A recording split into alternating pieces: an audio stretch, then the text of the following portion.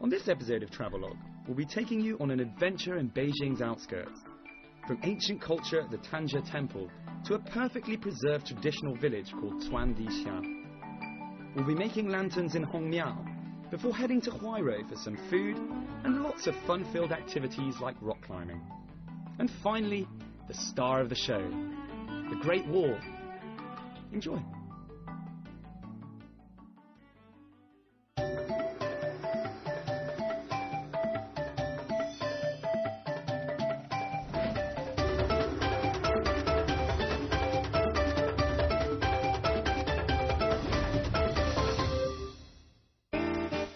Beijing, ancient capital, modern metropolis, the home of emperors and the heart of a great cultural tradition.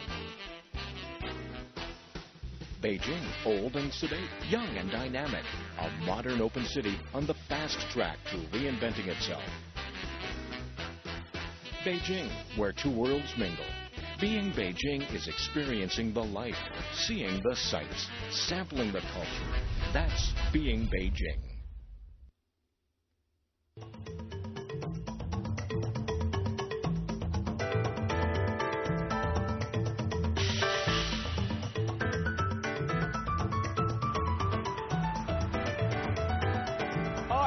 Welcome to Travelogue. I'm Mark Edwards and I'm here at Desheng Gate. Now, back in the day, this was the place where, on the extreme edge of Beijing, step outside of these gates and technically you're outside of the city. Now, throughout the series, we focus on things to do and places to see within the city walls. But in the final episode, for the next half hour, I'm going to hopefully show you what you need to go and check out on the outskirts of Beijing. Enjoy! Beijing is the political, educational and cultural centre of China. Split into districts, the capital city today stretches far beyond its city walls into what are called its counties. By the gates, located at the edge of what used to be the city proper, there are transport hubs from where eager Beijingers and tourists can set out for destinations within Beijing as well as around its outskirts.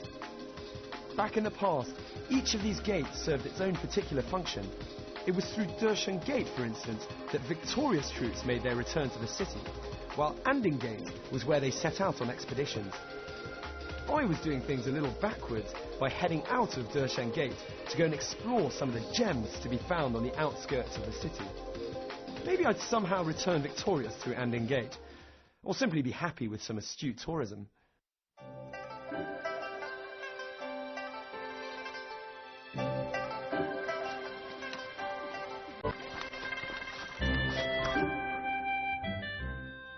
So I've driven out about an hour outside the center of Beijing to the Tanja, the oldest temple in this region of China. So old, in fact, that they actually say, first came the Tanja temple, then came Beijing.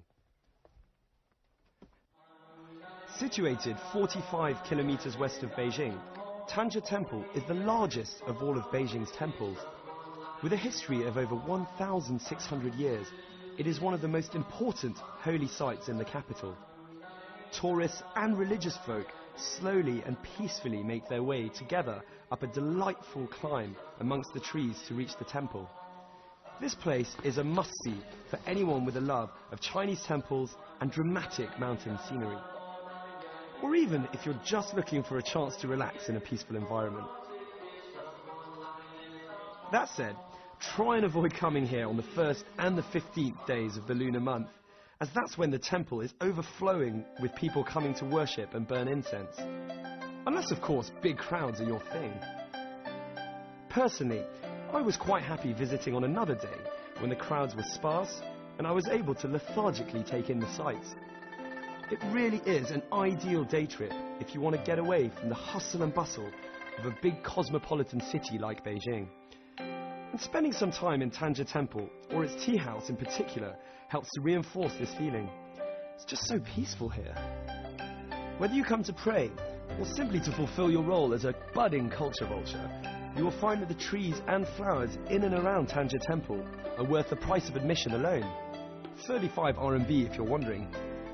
An excellent time to visit the Tanja Temple is around mid-April, when the magnolias are in bloom, yielding beautiful blossoms of white, yellow and purple.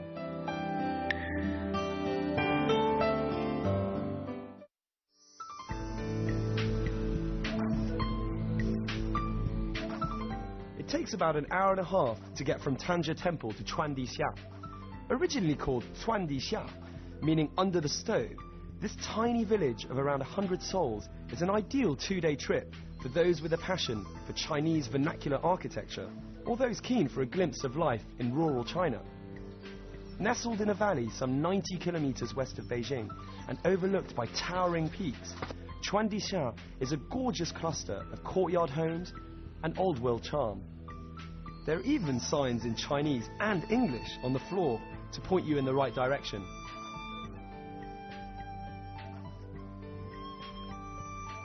Okay, so here in Chuandixia, you will see this character extremely often scattered around the village. Now, Chuandixia stands for under the stove, and the first character is the stove character, which you can see here. Now, that's the literal translation, and you should never really literally translate anything, because in Chinese, the character is extremely meaningful. We have 4 characters within the one character.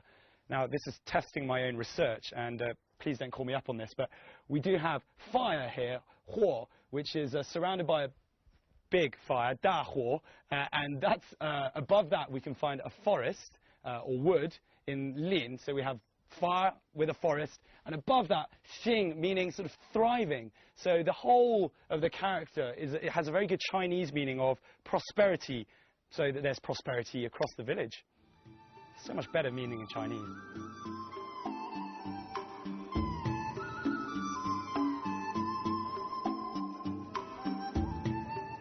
Chuandixia boasts some of the best preserved Seheyuan, or courtyard houses, in the Beijing area.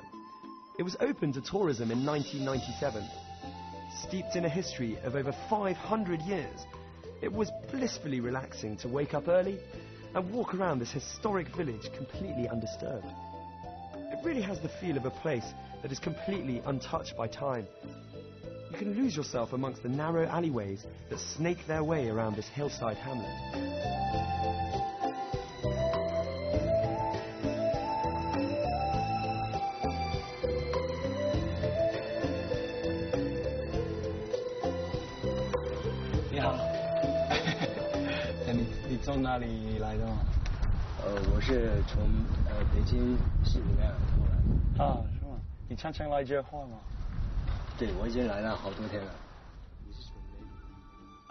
The area is a magnet for artists, poets, and period drama camera crews. The look and feel of the village is ideal for imbuing artists and poets with the inspiration to pen or paint some creative magic.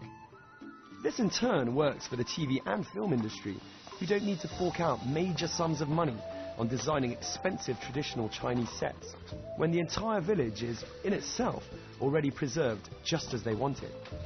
Even some Chinese blockbusters such as Warlords, starring Jet Li and Andy Lau, have used this tiny hamlet as a setting for their film. I thoroughly recommend spending the night in Chuandixia. You won't find any 5-star hotels here, but the local food is great, the people are friendly, and with most lodgings offering basic accommodation at around 15 RMB per night, you'd be hard-pressed to find better value for money for such a unique, one-off experience. Hey buddy. Surrounded by dogs today. I finally arrived at the highest restaurant in Chuandixia, and it's coincidentally the hotel as well that I stayed in last night.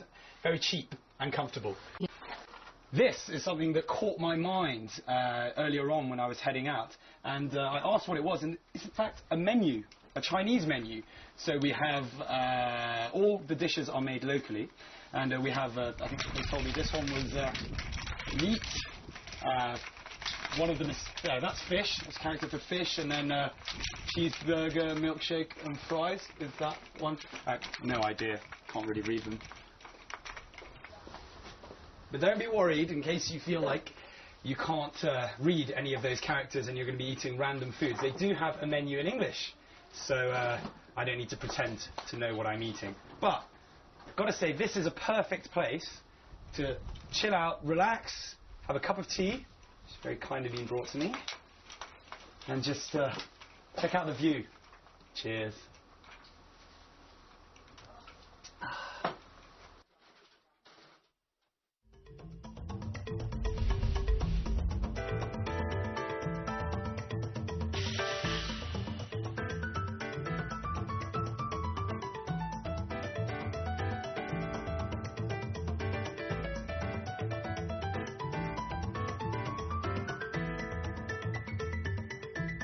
The Great Wall!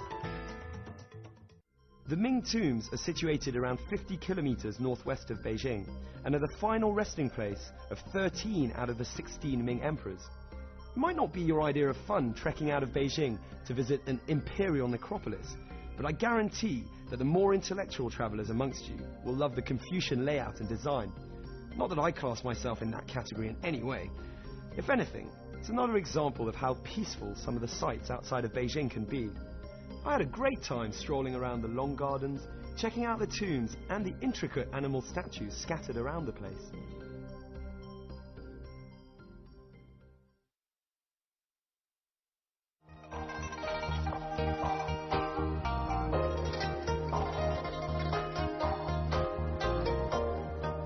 Hire car options are beginning to open up in Beijing, and for those happy to accept that laziness on holiday is not a sin, you'll be glad to hear that the majority of these come with a driver.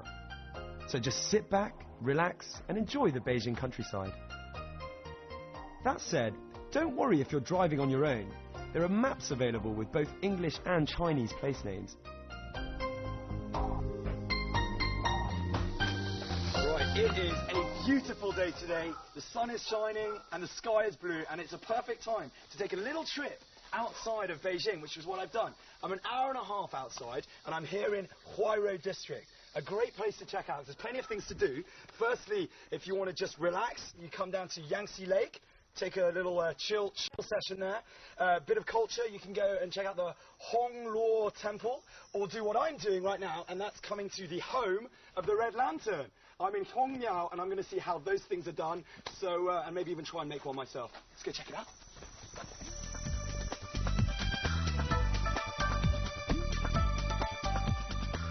Hongmiao is actually a tiny village located right by the Huanghua part of the Great Wall, so you can head there afterwards.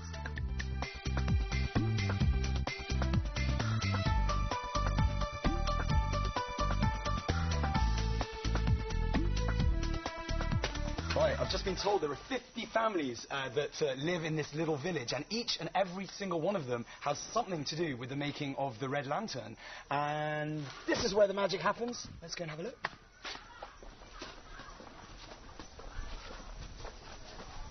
你好，你好。哎，你好，做什么？我在做灯了。做灯了。啊，做灯了。难不难？不难。不难。不难。你觉得不难？那是我觉得难，你也可以会。是吗？对。可以教我。可以。哎，行行，你教我，教我。来。Very exciting. 来。已经都炉了。In Hongmiao, you can come and buy your individual red lanterns, or even make one yourself as I did. Despite getting glue all over my hands, and generally looking as though I was born with no dexterity whatsoever, the experience of making my own lantern was fully worth the short stop on my way to Huairou's Rainbow Trout Valley.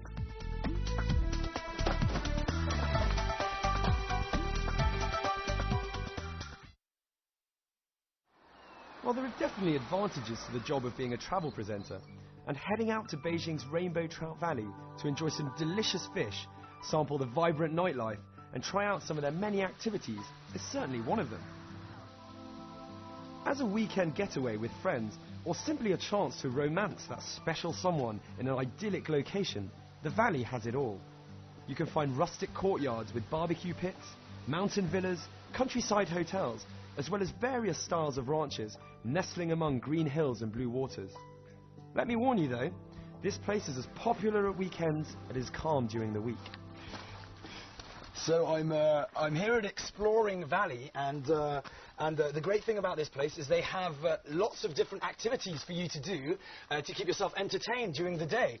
And we have rock climbing, horse riding, archery, paintballing, amongst other things. And I've decided to do some rock climbing to work up a little bit of a hunger before dinner. Plus, I get to wear these cool mountain rock climbing nappies. I don't think that's the technical term, by the way, but they're pretty cool anyway. So I'm going to go up the easy slope first, and then hopefully try the other one later.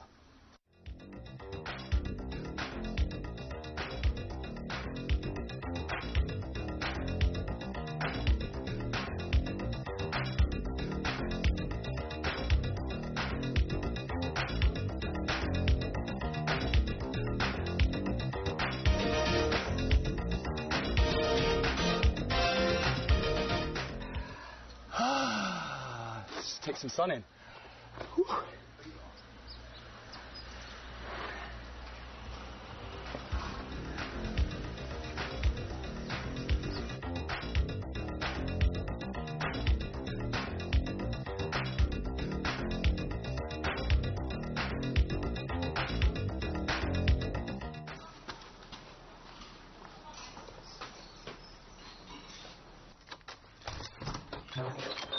Ooh, let's go and check out the place. Come on. Nice, nice. Get myself a free Coke. Let's have a look.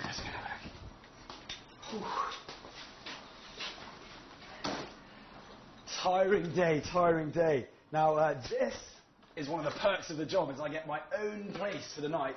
And a place like this would set you back at the weekends at about 1,200 kwai. There's 2 bedrooms, and so about 4 people can stay here.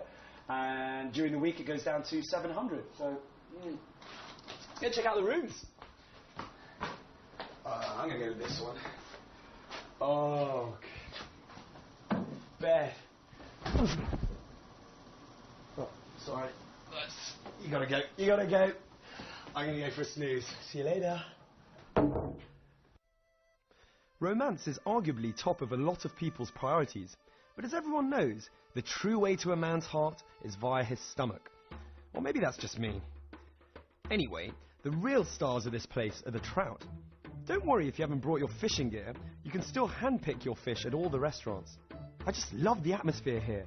Everyone is in really good spirits.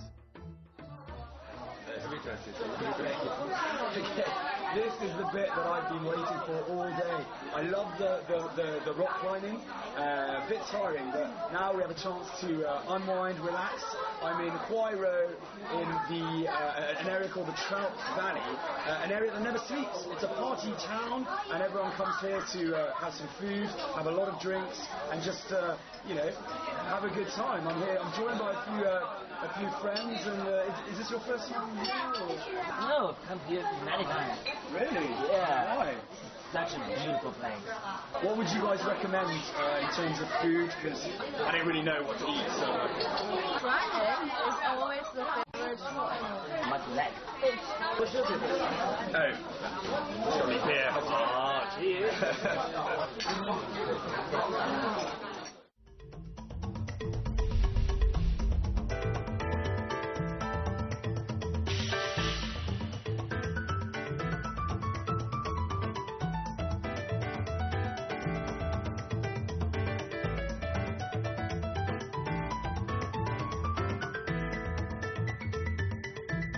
The Great Wall! With your belly full, your head a little light from the dozens of beers, and safe in the knowledge that Rainbow Trout Valley has enhanced your reputation as a modern-day Romeo, you have to head to the Great Wall. Much like taking in the Ming tombs after Chuandixia, you do need to mix up the hidden treasures with the more famous sites. And this one you don't, and quite literally won't be able to miss. It's my favourite in and around Beijing, and it really is China's mandatory must-see site. With a history of over 2,000 years, in its heyday it was guarded by more than 1 million men. It's been estimated that somewhere in the region of 2 to 3 million people died as part of the project of building the wall. The closest section of the Great Wall to Rainbow Trout Valley is Muqianyu, situated roughly 70 kilometers northeast of Beijing. It's one of the best preserved parts of the Great Wall, and one that I find is the most friendly for all ages. By this, I mean that there is a cable car to take you up and down, if you're feeling a tad unfit, as well as a toboggan down to keep the younger generations happy.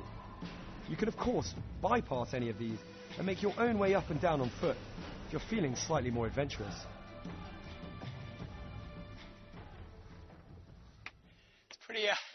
It's pretty tiring just walking up here. Make sure you bring lots of water with you.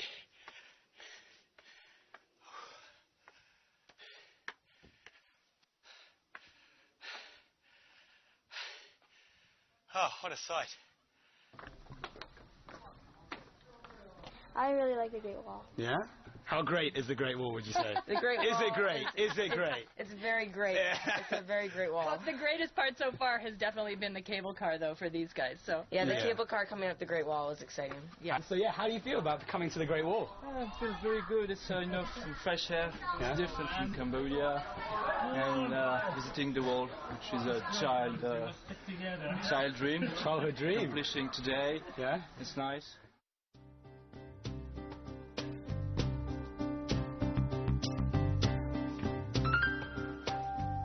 So I'm here at the gate of the Mutianyu Pass, and this is in fact where the generals would allow people in and out. Now on our right we have where the Mongols are being kept at bay, and on our left is where the Han are. This is also the point where they would have the two groups doing trade and business together. Mutianyu is also famous for having crenulated parapets on both sides of the wall, so that shots could be fired at the enemy, keeping people at bay on all sides. There are two different gradients of the wall, depending on which part you decide to take on.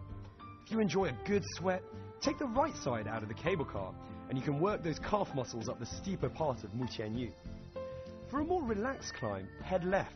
You'll still be able to sleep soundly that night, but without so much need to shower when you get home.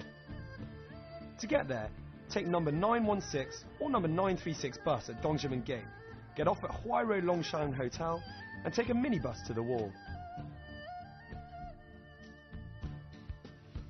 So I'm here at the Da Jiao Lo, which literally means big corner building. It would have meant the end of one of the army zones, but it also happens to be the end of the repaired section of Mutianyu at the Great Wall. Now, as a tourist, I'm not allowed to go past into the unrepaired section, but I'll just hang in the doorway and have a look.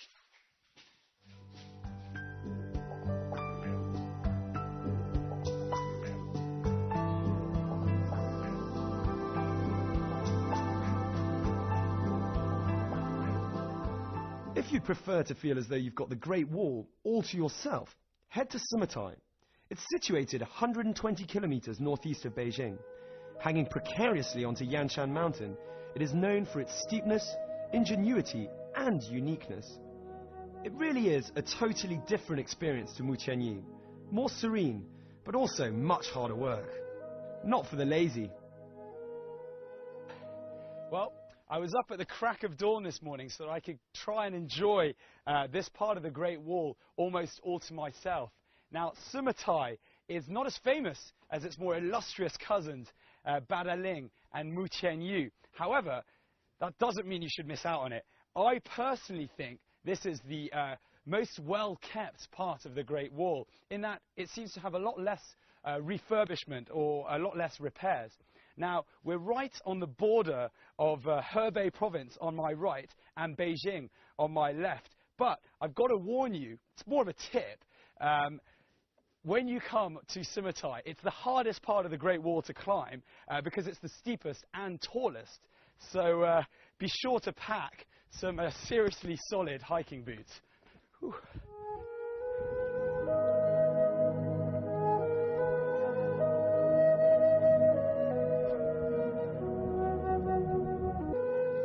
There are many parts of China's Great Wall, each one completely different from another, and with different things to see and do. Having had a chance to visit a few, I can safely say that each is an attraction in itself. Whether you come in winter or summer, there is a different feeling at each section. I pride myself on being a good sleeper and needing lots of it, but visiting a place such as Summatai, the earlier you get up, the better. Strolling along this part of the Great Wall before the rest of the world is awake was truly an incredible experience for me.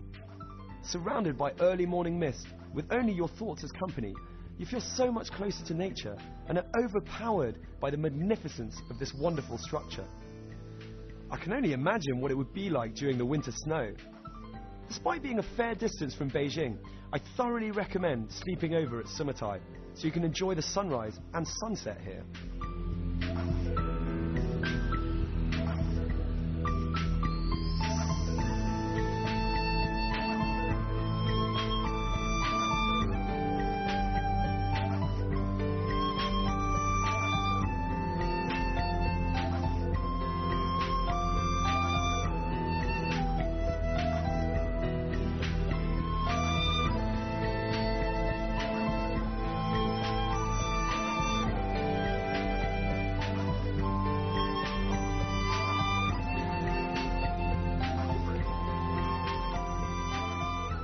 made it to the top. Whew. But it's time to get a little sad because unfortunately that is all the time we've got left. And we're wrapping up the Beijing series as a whole. Now, I really hope you've enjoyed your tiny little taste of what this wonderful city has to offer. From the tall skyscrapers and hustle and bustle of the central business district, right down to the traditional quiet courtyard houses in Ⅵ, without forgetting the wonderful food, obviously. But above all, I really hope that we've been able to give you an insight into how quickly this city is changing, evolving and modernizing, while still retaining its traditions and culture for future generations to enjoy. I'm Mark Edwards, and I'll see you very soon on another episode of Travelogue.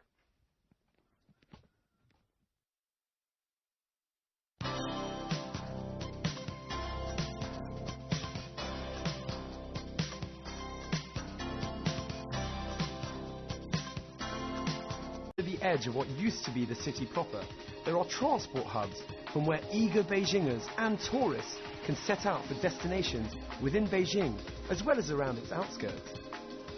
Back in the past, each of these gates served its own particular function. It was through Dersheng Gate, for instance, that victorious troops made their return to the city, while Anding Gate was where they set out on expeditions. I was doing things a little backwards by heading out of Dersheng Gate to go and explore some of the gems to be found on the outskirts of the city. Maybe I'd somehow return victorious through Anding Gate, or simply be happy with some astute tourism.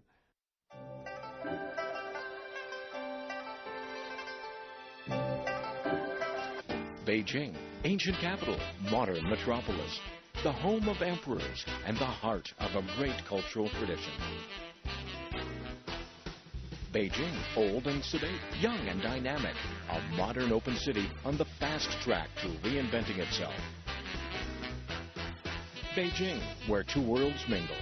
Being Beijing is experiencing the life, seeing the sights, sampling the culture. That's being Beijing.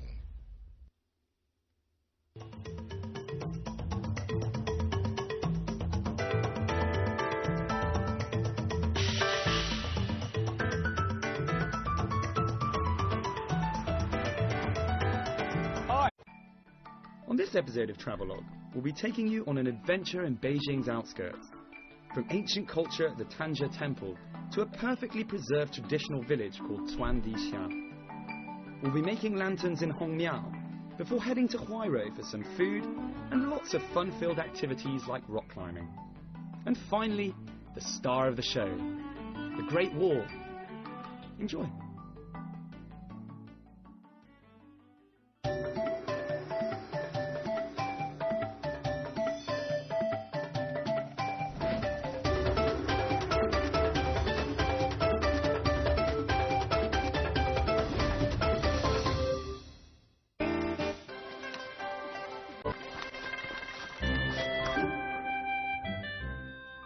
So I've driven out about an hour outside the center of Beijing to the Tanja, the oldest temple in this region of China.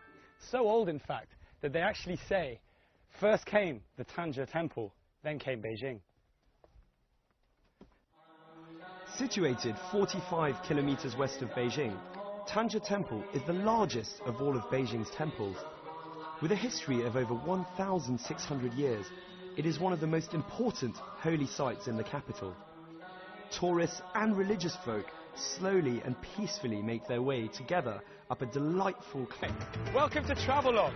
I'm Mark Edwards, and I'm here at Dersheng Gate. Now, back in the day, this was the place where, on the extreme edge of Beijing, step outside of these gates, and technically, you're outside of the city. Now, throughout the series, we focus on things to do and places to see within the city walls. But in the final episode, for the next half hour, I'm going to hopefully show you what you need to go and check out on the outskirts of Beijing. Enjoy! Beijing is the political, educational and cultural center of China. Split into districts, the capital city today stretches far beyond its city walls into what are called its counties. By the gates located